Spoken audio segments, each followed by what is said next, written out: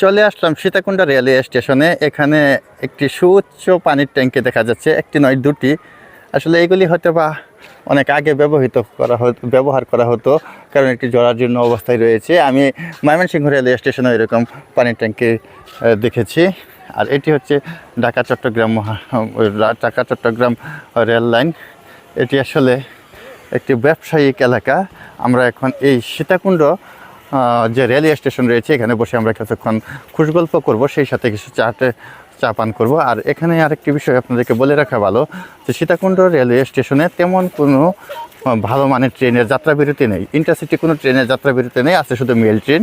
যদিও আমরা গতকালকে রাত্রে ঢাকা থেকে রাত 12টা 20 মিনিটে চিটাগাং মেল ট্রেনের এই সীতাকুণ্ড স্টেশনের উদ্দেশ্যে রওনা করি এবং ভোর 7টায় আমরা নেমে যাই এই সীতাকুণ্ড রেলওয়ে স্টেশনে।